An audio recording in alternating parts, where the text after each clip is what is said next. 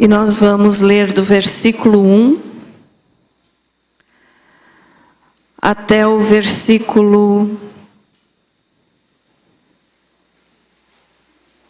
7. Vamos ler 7 versículos. Graças a Deus. Apocalipse 4, do 1 ao 7.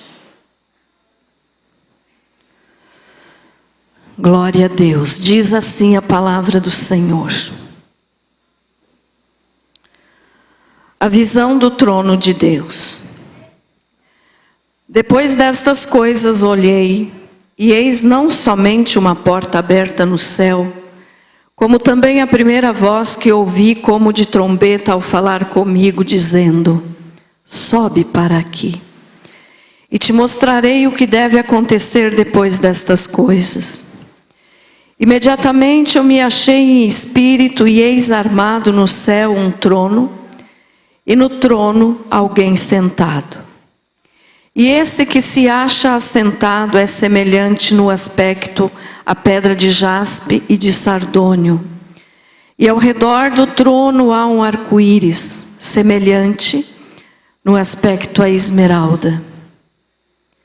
Ao redor do trono há também 24 tronos, e assentados neles 24 anciãos vestidos de branco, em cujas cabeças estão coroas de ouro.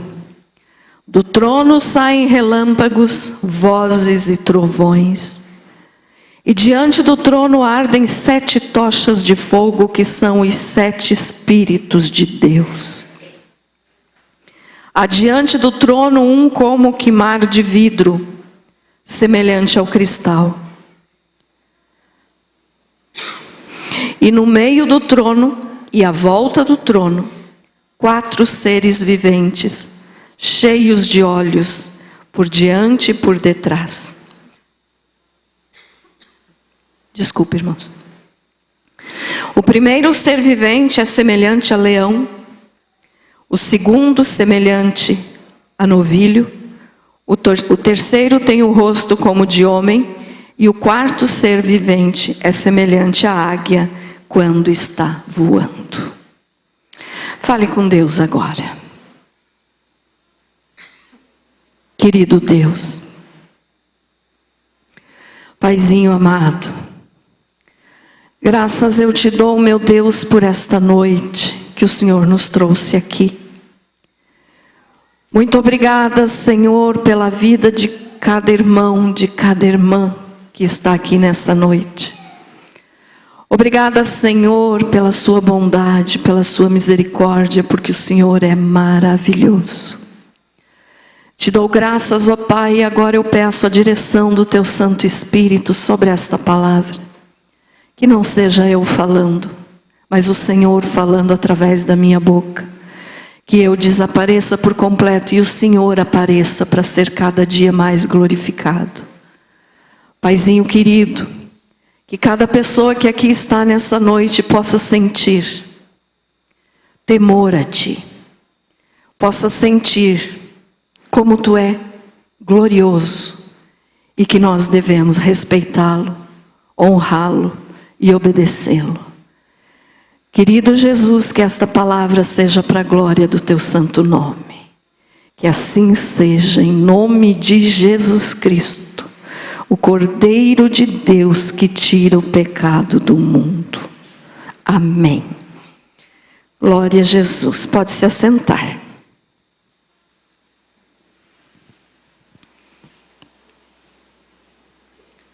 Graças a Deus. Eu gostaria que você agora não converse. Desligue teu celular ou só se for para você ver a Bíblia no celular, aí tudo bem. Mas os outros assuntos deixe para depois. Agora você veio prestar culto a Deus, então todas as outras coisas não têm importância. Muito bem. Como nós lemos aqui, Apocalipse capítulo 4, a visão do trono de Deus. Esse versículo aqui nos ensina muitas coisas. Esse capítulo, aliás, nos ensina muitas coisas. E a primeira delas que nós olhamos aqui e aprendemos é que, aqui nesse capítulo 4 do Apocalipse, acontece o arrebatamento da igreja. Então, até aqui, os 3 primeiros capítulos do livro do Apocalipse já aconteceram. Daqui para frente, falta tudo acontecer. E no capítulo 4, então, está falando do momento em que vai acontecer o arrebatamento da igreja. Como assim, pastora? Quando Jesus apareceu para o apóstolo João e deu a revelação do Apocalipse para ele, então ele estava mostrando tudo o que era, que é e o que há de ser. Então ele estava mostrando para João tudo o que já tinha acontecido nos 3 primeiros capítulos, o que ia acontecer no 4º capítulo e todos os outros até o capítulo 22. Então aqui no capítulo 4, João está vendo o momento do arrebatamento da igreja. Porque Deus deu para ele, o Senhor Jesus deu essa visão. E aí ele começa então a descrever o que ele viu nesse momento aqui, que ainda não aconteceu, mas que vai acontecer. De certeza, não é historinha, é fato. Você querendo ou não, o arrebatamento vai acontecer. As pessoas querendo que demore mais um pouco ou não, vai acontecer no momento exato que Deus planejou para que isso aconteça. Então Deus tem tempo marcado para todas as coisas, inclusive o tempo que nós vamos viver aqui nesse mundo. Então saiba você que cada um de nós tem um momento exato preparado por Deus para nós sairmos dessa vida. Muitas pessoas acham que vão viver para sempre e não se preocupam com a sua própria alma, não se preocupam com o que vem na eternidade, nem onde vão passar essa eternidade. Mas Deus tem um momento certo para cada coisa. Hoje, por exemplo, era o momento certo de você estar aqui para ouvir essa palavra. E vamos entender então agora como que João viu o arrebatamento. Então veja só, o arrebatamento ainda não aconteceu, mas João viu, o Senhor mostrou para ele como será exatamente no momento do arrebatamento da igreja. Quem sabe você diga assim: eu nunca ouvi falar de arrebatamento, pastor, o que é isso? É que o Senhor Jesus vem buscar aqueles que o servem de todo o coração. Ele vem tirar os dele, a sua noiva, ele vem tirar deste mundo. E por incrível que pareça, tem pessoas que levam tudo na brincadeira e dizem assim: faz muitos anos que estão pregando que Jesus vai voltar e até hoje ele não voltou. Desde que minha avó, minha bisavó falava, já falavam que Jesus estava voltando e agora ele não voltou ainda. Sabe por que ele ainda não voltou? Porque ele está dando oportunidade para você se arrepender desse pensamento e preparar a tua alma para que você seja um arrebatado. Porque senão você vai ficar. Quem não serve ao Senhor Jesus de todo o seu coração vai ficar nesta terra para sofrer os 7 anos da tribulação, isso se não morrer durante a tribulação. Mas o Senhor mostrou aqui então, quando ele disse assim, depois destas coisas, isso João falando, olhei e eis não somente uma porta aberta no céu, como também a primeira voz que ouvi como de trombeta ao falar comigo, dizendo: sobe para aqui, e te mostrarei o que deve acontecer depois destas coisas. Então aqui nós já aprendemos o começo, como que vai ser o momento do arrebatamento da igreja. O céu vai se abrir. João viu uma porta aberta. O céu vai se abrir. E a trombeta vai tocar. Quando diz ali, eu também a primeira voz que ouvi como de trombeta ao falar comigo. Quando a trombeta soar, só aqueles que têm o Espírito Santo e que são íntimos de Deus, que servem a Deus de todo o coração, que se preciso for, morre pelo nome de Jesus, esses vão ouvir a trombeta. Os outros não. E pode até tentar se justificar e dizer, mas eu frequentava a igreja. Igreja não salva ninguém. Igreja é para nós obedecermos mais uma ordem do Senhor, para nós nos congregarmos e louvarmos o nome dele juntos. Mas só quem salva é Jesus. Posso ouvir um amém? Só quem salva é Jesus.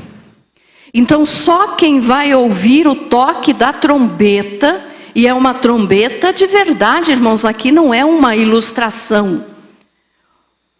Vai ser tocada a trombeta, um toque de trombeta.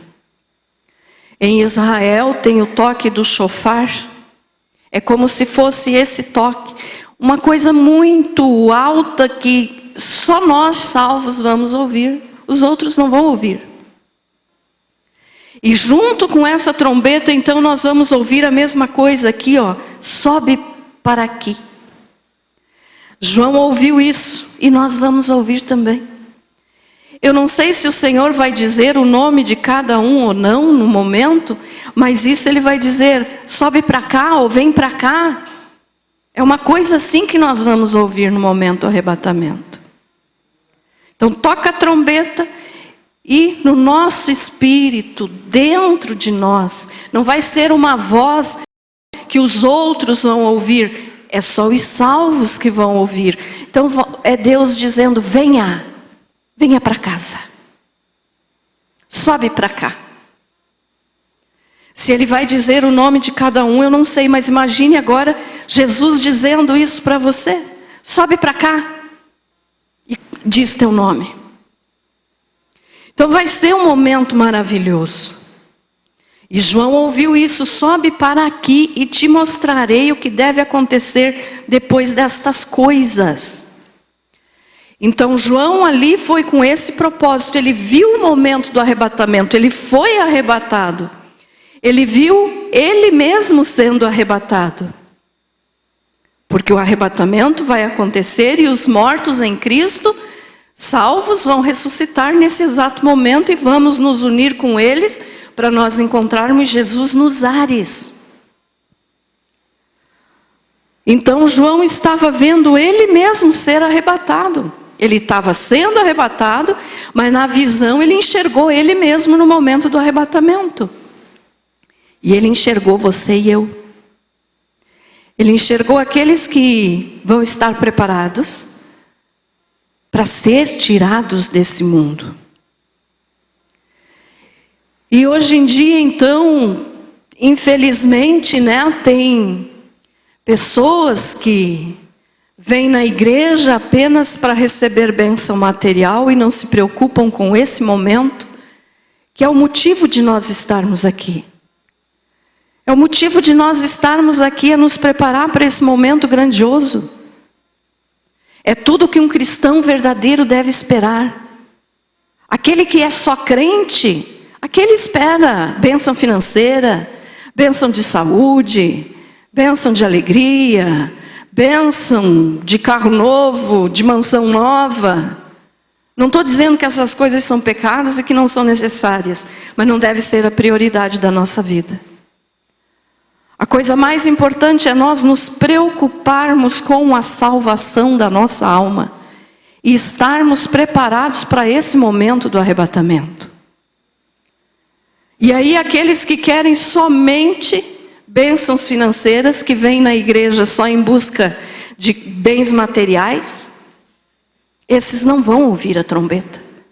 E nem vão ouvir Jesus dizer: venha para cá, meu filho. E depois disso, pastora, depois que subirmos, aí no versículo 2, João diz assim, imediatamente eu me achei em espírito, e eis armado no céu um trono, e no trono alguém sentado. E esse que se acha sentado é semelhante no aspecto à pedra de jaspe e de sardônio. E ao redor do trono há um arco-íris semelhante no aspecto à esmeralda. Quando João viu isso aqui, então, ele se achou diante do trono de Deus. Ele estava diante do trono de Deus, enxergando a glória do trono de Deus, enxergando a glória de Deus. E ele começou a descrever então como era esse trono. E no trono, alguém sentado. Quem é que está sentado no trono? É Deus, o Senhor Todo-Poderoso. E à sua direita está o Senhor Jesus Cristo, que também se assenta no trono. E aqui nós vemos como que o ser humano se exalta de tal maneira, meus irmãos, que acha que por saber alguma coisa, por possuir alguma coisa, é muito importante na vida. Nós não somos nada. Quem é o que está assentado no trono. Ele é Deus, Ele é Senhor. É o trono da sua glória. Pessoas que andam esbanjando riqueza por aí, como a gente vê com esses milionários no mundo, que tem carros banhados a ouro, coleção de carros banhados a ouro. E se você nunca viu isso, procure, você vai encontrar na internet. Procure lá pelos príncipes muçulmanos, você vai encontrar o que eles possuem. Mas não somente eles. Pessoas que possuem muito, muito, muito. E aí acham que eles estão assentados num trono de glória e que todos os outros têm que respeitá-los. Não é assim. O único trono que nós devemos nos ajoelhar é diante do trono de Deus. Quantas pessoas também, ao contrário, de possuírem muitos bens, às vezes não têm nada e estão se ajoelhando no trono errado, quando por uso de drogas, por uso de entorpecentes, bebida de álcool, estão ajoelhados na frente de uma privada, de um trono, de banheiro, vamos dizer assim, uma privada, um vaso sanitário, vomitando. Não é na frente desse trono que o ser humano tem que se ajoelhar. Chamo de trono porque muitos brincam, chamando o vaso sanitário de trono. Não é na frente desse trono que o ser humano deve se ajoelhar. É na frente do trono de Deus. Então as situações da vida fazem com que cada um se ajoelhe diante de um trono diferente. Alguns diante de um trono de vaso sanitário, outros diante de um trono de riqueza, de glória, de soberba, de dizer eu sou, eu posso, eu faço, eu quero. Mas o Senhor Jesus disse que os humildes herdarão a terra. O que é ser humilde, pastora? É você ser parecido com Jesus. E esses vão se ajoelhar diante do trono do Cordeiro.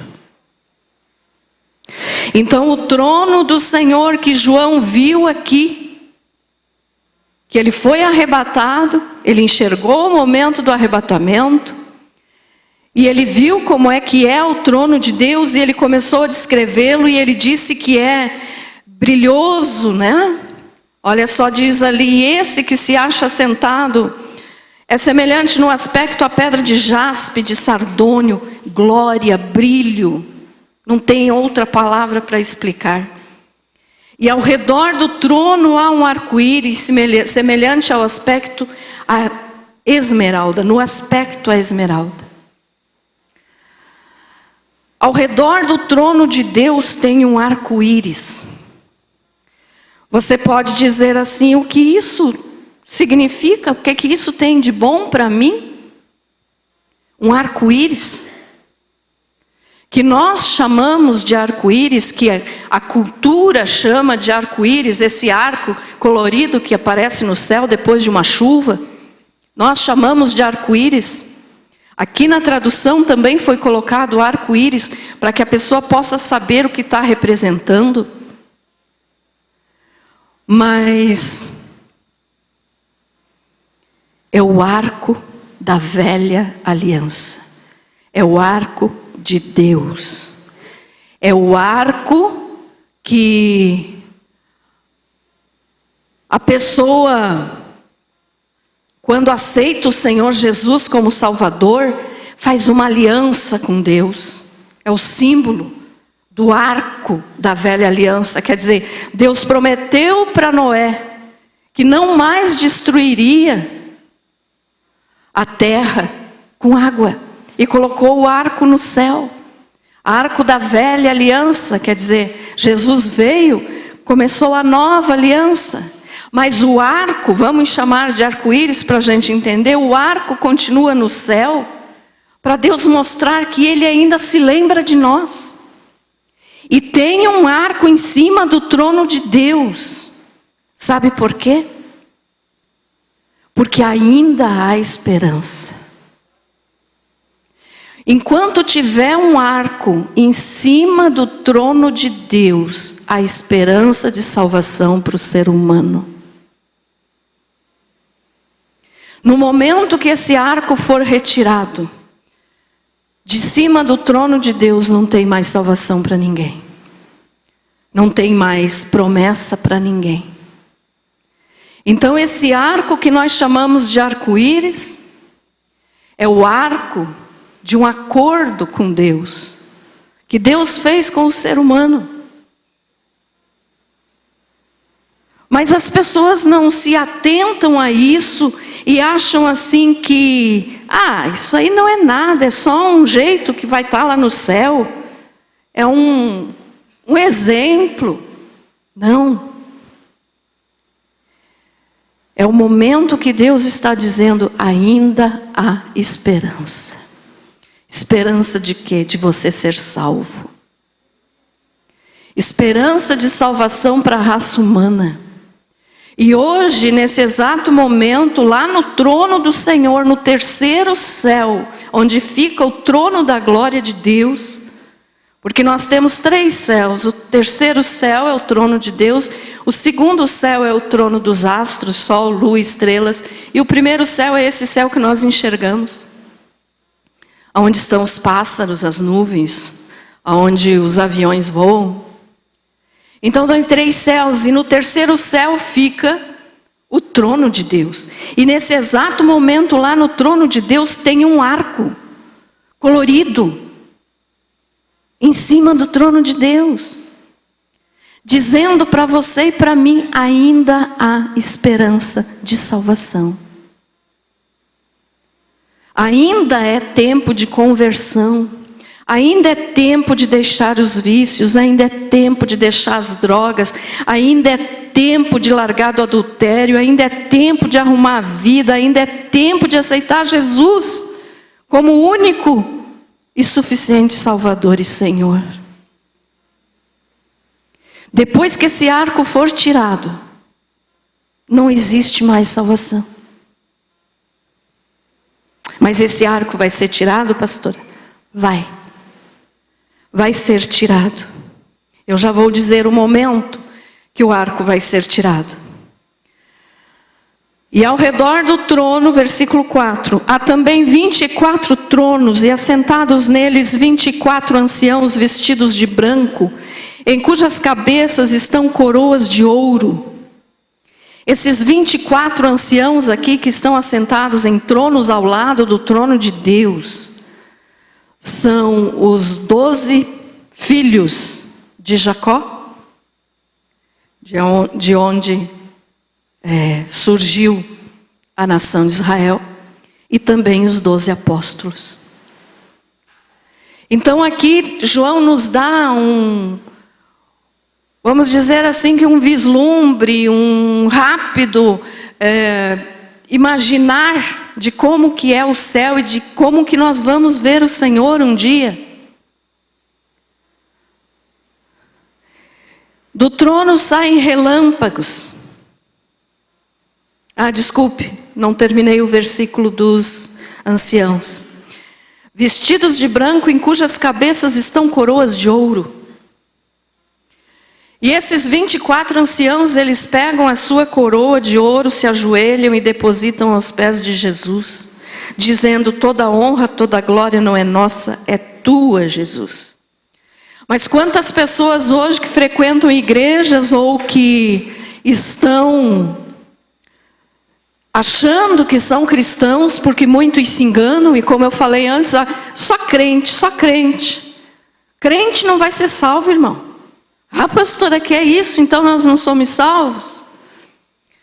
Você é um crente em Jesus, eu sou um crente em Jesus, amém? Somos.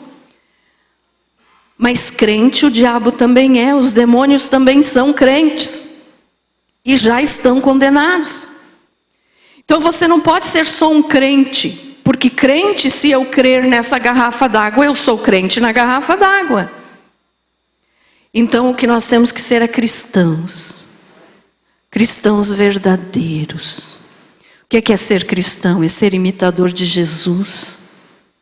O que é que você fez hoje, nesse dia, que Jesus não faria de jeito nenhum? Lembre. Pense agora, só você e Deus.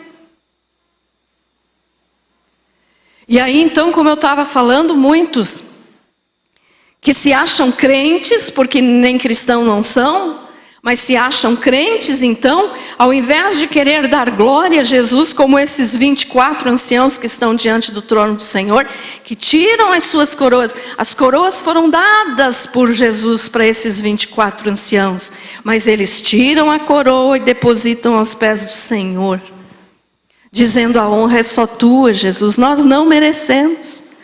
Mas daí tem crente que frequenta a igreja e ao invés de depositar essas coroas aos pés do Senhor, quer pegar a coroa e botar na sua própria cabeça. Pastora, mas como assim? Com as suas atitudes, com as suas palavras, com o modo de ser, com o modo de tratar a família, com o modo de tratar o próprio Deus, com o modo de tratar os irmãos, com o modo de tratar a igreja, com o modo de tratar os vizinhos, com o modo de tratar as pessoas que trabalham junto. Então são só crente.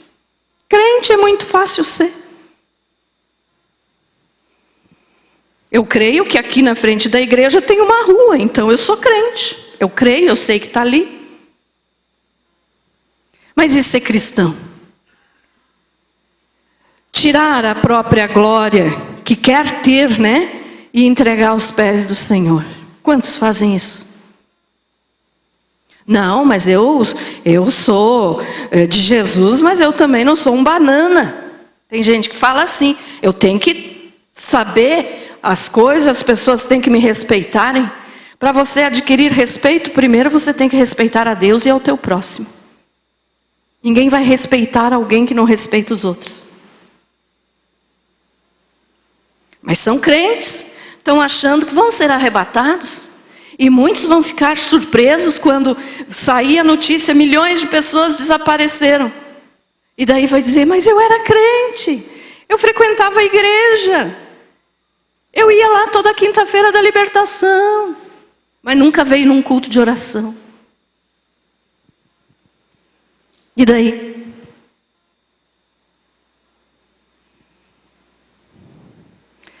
Então o trono do Senhor mostra a sua glória. E todos vão ver, salvos ou não salvos, todos um dia vão chegar na presença do Senhor. Os salvos, quando enxergarem o Senhor no seu trono, vão se regozijar, vão cantar glória, vão dar aleluia. É maravilhoso, vamos estar nesse lugar lindo. E os não salvos vão ver também e vão se arrepender porque que não mudaram de vida, enquanto tinha tempo. Porque não vão ficar ali, vão ir para um lugar terrível que se chama inferno. E aí? Adiantou sair de casa, frequentar um culto, frequentar uma igreja, mas nunca mudar de vida? Não adianta, irmãos. E aí do trono, olha só, do trono saem relâmpagos, vozes e trovões, e diante do trono ardem 7 tochas de fogo, que são os 7 Espíritos de Deus. Do trono saem relâmpagos, vozes e trovões. O que é isso? Poder, glória, manifestação do poder de Deus. Ele é o Todo-Poderoso. Tem gente que acha que Deus é um deusinho desse tamanhinho, mas quando eu preciso dele, daí eu corro lá. Deus não é desse tamanhinho. Deus não cabe em todo o universo. Ele é grande, Ele é forte, Ele é poderoso. E Ele é santo. 3 vezes santo. Mas as pessoas diminuem a Deus. E nesses dias agora, que nós estamos vivendo aí em pleno século 21, as igrejas estão engrandecendo ao homem e esquecendo de Deus.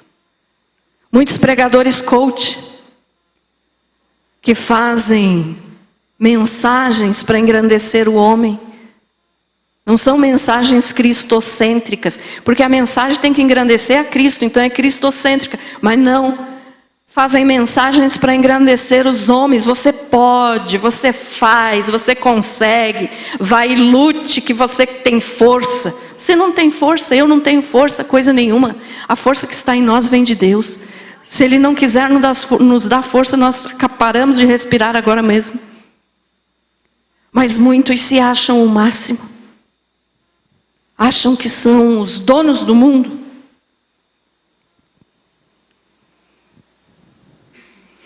As crianças já crescem achando que são a pessoa mais importante do mundo. Eduque teus filhos para eles saberem que a pessoa mais importante é Jesus.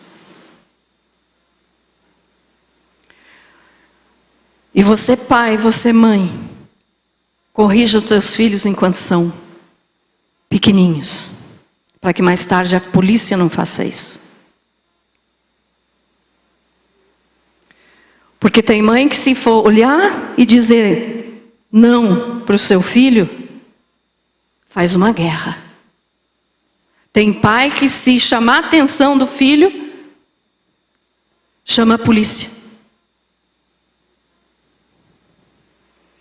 Pense que os teus filhos são almas.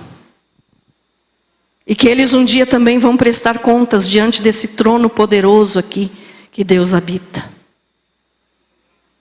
Então eduque-os desde pequeno.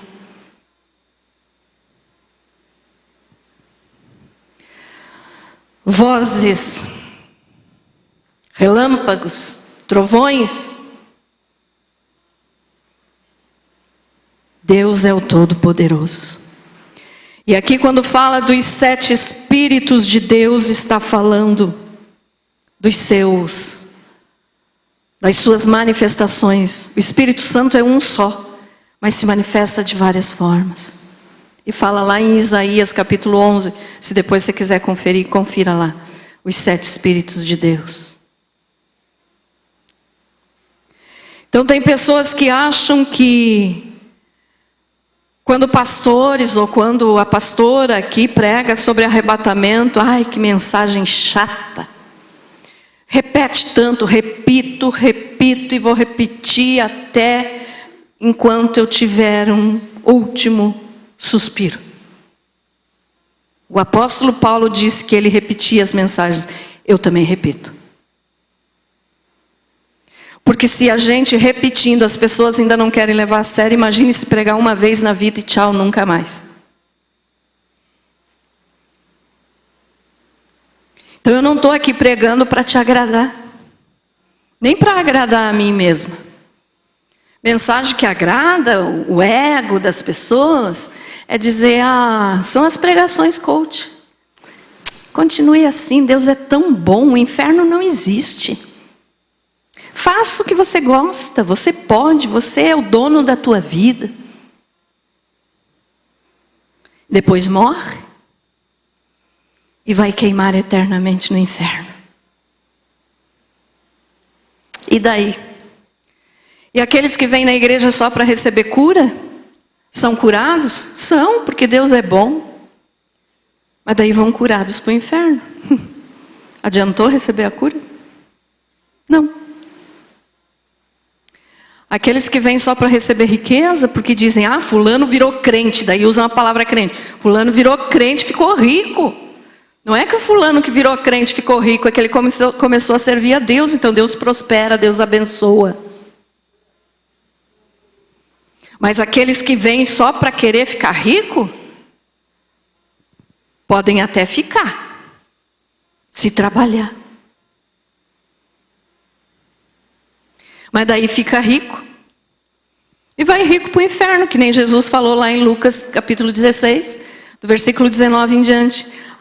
Que é o texto sobre o rico e o Lázaro. O rico morreu, foi para o inferno. Não porque ele era rico, porque ele não temia a Deus. É pecado ser rico? Não é pecado ser rico. É pecado amar o dinheiro. É pecado ter dinheiro, pastora? Não. Se é do trabalho lícito, se é do trabalho honrado, digno, não é pecado. É pecado se você deixar o dinheiro te dominar. Mas se você dominar o teu dinheiro, seja muito ou seja pouco, o que você tem, daí não é pecado. Agora, amar o dinheiro é pecado. E daí vão rico para o inferno. O Lázaro era mendigo. E foi para o céu, para o paraíso, mas não significa que ele foi para o paraíso porque ele era pobre. Eu sou pobre, coitadinho, então Deus vai ter misericórdia de mim e vai me salvar. Não. Tem muito rico e muito pobre no inferno. O mendigo foi salvo porque ele temia a Deus. Ele servia a Deus mesmo sendo mendigo. E as pessoas então não param para pensar, uma agitação assim, amanhã eu tenho que fazer tal coisa porque é hoje, porque é amanhã, porque depois de amanhã, porque semana que vem, porque o mês que vem. Só vão planejando e esquecem de dizer, se for da vontade de Deus, eu vou fazer isso, isso e aquilo. Mas só vão planejando. E esquecem de planejar aonde vão passar a eternidade.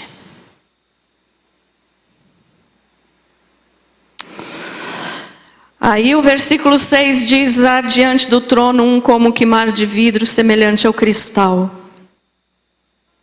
A água que sai do trono de Deus, ela é tão pura, tão cristalina, que ela parece um cristal. Cristal. E também no meio do trono e à volta do trono, 4 seres viventes cheios de olhos por diante e por detrás. O primeiro ser vivente é semelhante a leão, o segundo semelhante a novilho, o terceiro tem o rosto como de homem, e o quarto ser vivente é semelhante à águia quando está voando. E os 4 seres viventes, tendo cada um deles respectivamente 6 asas, estão cheios de olhos ao redor e por dentro. Não tem descanso nem de dia nem de noite, proclamando santo, santo, santo é o Senhor Deus, o Todo-Poderoso, aquele que era, que é e que há de vir. Os seres viventes estão nesse exato momento falando isso aqui. E vão falar por toda a eternidade. Eles não são anjos, eles são seres que moram no céu com o objetivo de louvar a Deus. E quem for salvo vai ver essas coisas e se alegrar. E quem não for vai ver e chorar amargamente no inferno. Como que no inferno vai enxergar o trono, pastora? Porque antes de ser condenado vai se apresentar diante de Deus, o Todo-Poderoso. Isso não importa a idade, o sexo,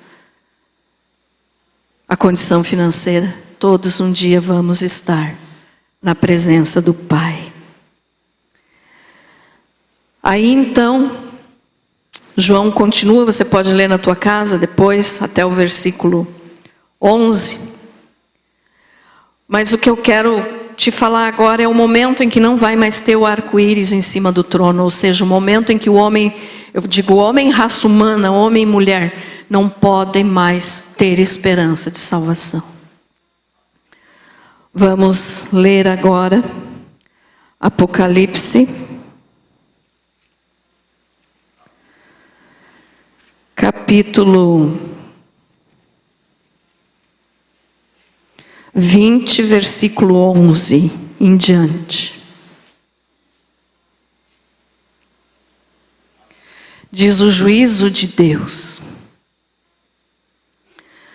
Aqui o mesmo João está vendo, tá? Vi um grande trono branco e aquele que nele se assenta, de cuja presença fugiram a terra e o céu, e não se achou lugar para eles. Vi também os mortos, os grandes e os pequenos, postos em pé diante do trono. Então se abriram livros, ainda outro livro, o livro da vida foi aberto. E os mortos foram julgados segundo as suas obras, conforme o que se achava escrito nos livros. Deu o mar os mortos que nele estavam, a morte e o além entregaram os mortos que neles havia. E foram julgados um por um, segundo as suas obras. Então a morte e o inferno foram lançados para dentro do lago de fogo. Esta é a segunda morte, o lago de fogo. E se alguém não foi achado escrito no livro da vida, esse foi lançado para dentro do lago de fogo. Nesse momento aqui, o trono de Deus não vai mais ter arco-íris. Por quê? O arco-íris é o símbolo de que ainda há salvação, de que ainda há tempo dos seres humanos se converterem a Jesus, de que ainda tem condições de arrependimento. Mas quando chegar o momento desse trono branco aqui, nesse trono não vai mais ter arco-íris. Então a esperança acabou. Encerrou o tempo. Não tem mais tempo agora para ninguém mais se converter. Acabou a esperança. Acabou o tempo. E quem vai participar desse juízo então? Todos os não salvos. Ou seja, todos aqueles que enquanto ainda tinham o arco-íris prometendo salvação em cima do trono de Deus, não quiseram a Jesus. Então esses que rejeitaram a Jesus, que preferiram o mundo, que preferiram as drogas, que preferiram a bebida, que preferiram o sucesso, a riqueza, a fama, o bom nome, ser exaltado na sociedade, esses vão estar aqui, nesse trono que não tem mais arco-íris. Não tem mais salvação. Quando chegar esse momento aqui, esse julgamento aqui vai ser tão terrível, que no início já diz assim, ó, vi um grande trono branco e aquele que nele se assenta, de cuja presença fugiram a terra e o céu, e não se achou lugar para eles. O céu e a terra vão fugir da presença do Senhor. Os seres humanos não vão poder se desculpar, não vão poder fugir do Senhor. E ainda diz ali, ó, vi também os mortos, os grandes e os pequenos, postos em pé diante do trono. Quando diz aqui os grandes e pequenos, não significa que a pessoa alta ou o baixinho, não.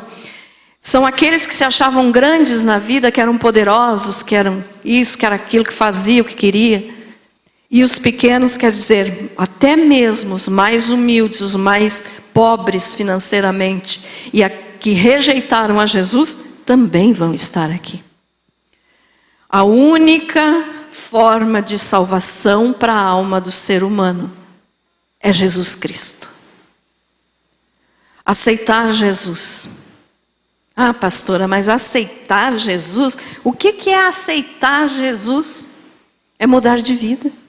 É deixar de fazer as coisas erradas que fazia. É servir o Senhor agora de todo o coração. É lutar para servir ao Senhor e não servir o pecado.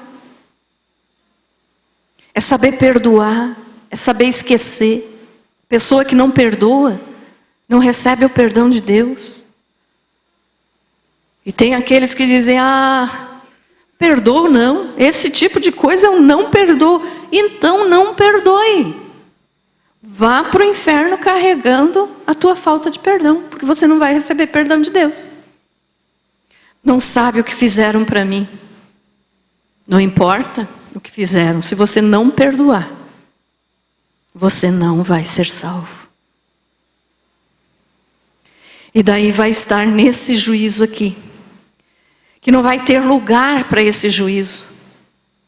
A Bíblia não informa onde vai ser esse julgamento, porque diz que a terra e o céu fugiu de tão terrível que vai ser esse julgamento. Deus sabe aonde vai ser, mas Ele não nos informou. Em algum lugar do universo vai ser. Mas é tão terrível que a Bíblia diz que o próprio céu e a terra fugiram. Aí no versículo, no mesmo versículo 12 só, no meio diz assim: então se abriram livros, ainda outro livro, o livro da vida foi aberto, e os mortos foram julgados segundo as suas obras, conforme o que se achava escrito nos livros. Quando você aceita o Senhor Jesus como Senhor e Salvador, como Salvador é fácil, quero ver aceitar como Senhor. Se você aceita como Senhor, é Ele que manda na tua vida, do momento que você aceita Ele para frente. Mas se você aceita só como Salvador, você vai continuar fazendo o que você quer. Porque você está naquela visão errada que o diabo coloca na mente das pessoas. Já aceitou Jesus, está tudo bem. Já se batizou, está salvo. Não é assim não. Aceitar como Salvador e Senhor. Fazer o que Deus manda. E não fazer a sua própria vontade. Pastora, mas daí eu não vou mais viver. Já falei aqui outro dia, parabéns, agora você descobriu o que é ser cristão. Não é nós que vivemos, é Jesus que vive em nós. Amém? Então, se eu sei que uma coisa que eu quero fazer não agrada a Deus, se eu aceitei Jesus como Salvador e Senhor, eu vou dizer não, não vou fazer.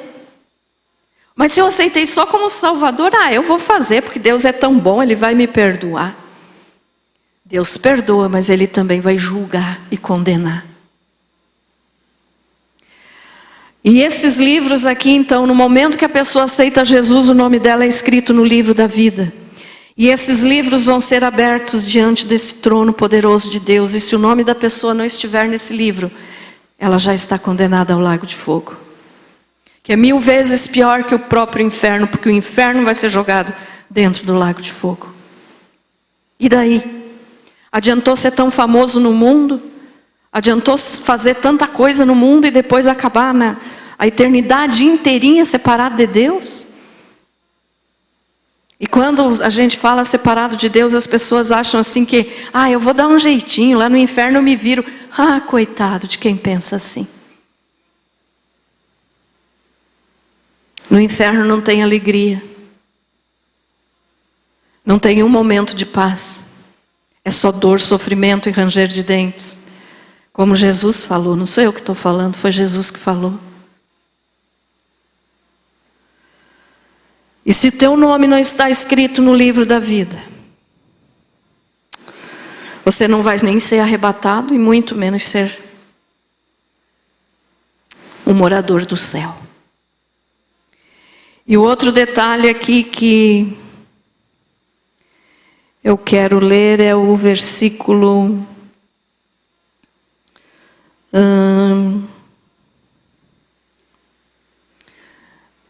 13. Deu o mar os mortos que nele estavam. Quer dizer, as pessoas que morreram, por um afogamento, por um desastre no mar, sei lá, comido por um tubarão, sei lá. A morte e o além entregaram os mortos. Então todo ser humano que já morreu e não é salvo vai ressuscitar nesse momento aqui. Vai recuperar o seu corpo, mas esse corpo em estado de decomposição. E vão se apresentar diante de Deus. E daí diz aqui, e foram julgados um por um, segundo as suas obras. Tem gente que acha que é tanta gente que Deus vai ter que julgar, que Ele pode se esconder lá atrás dos outros, Deus nem vai ver ele. Que ideia de jirico, né?